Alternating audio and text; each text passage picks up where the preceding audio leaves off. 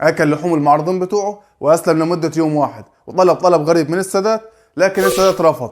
بوكاسا او نابليون افريقيا. بوكاسا ده يا سيدي اتولد في افريقيا الوسطى في الفتره اللي كان فيها الاستعمار، واسرته وقبيلته كانوا مولين لفرنسا، ولما استقلت افريقيا الوسطى تولى الرئيس داكو رئاسه البلاد، فراح جايب قريبه بوكاسا ولا قائده الجيش. لكن الرئيس داكو كان مايل حبتين على الصين، طبعا ده ما عجبش فرنسا. تعمل ايه فرنسا؟ هوب، ما فيش غير بوكاسا.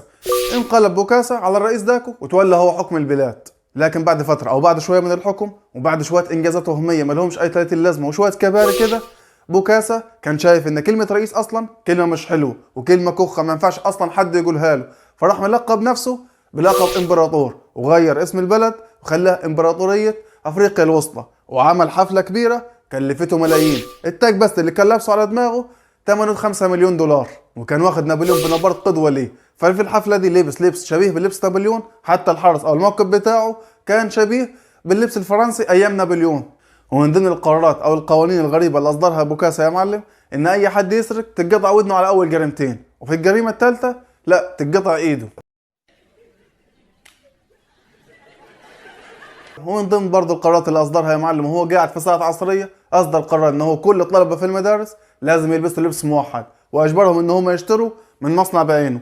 المصنع ده طلع بعد كده مصنع مراته. الراجل كتر خيره حب يشغل مراته بدل ما هي قاعدة فاضية.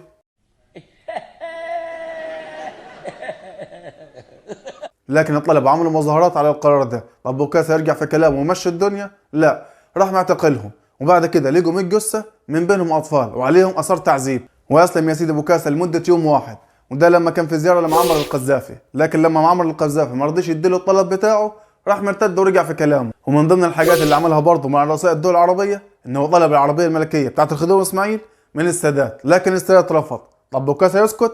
لا، راح مقاطع مصر. وبوكاسا ده يا سيدي خلص على كل المعارضين بتوعه، ومش بس كده، ده كمان دخل على الناس اللي كانت بيساعدوا في الانقلاب اللي هم كانوا انتموا في الانقلاب، وخلص عليهم واحد ورا التاني. واتهم بوكاسا انه كان بياكل لحم المعارضين وكان بيرمي الباقي للاسود بتوعه.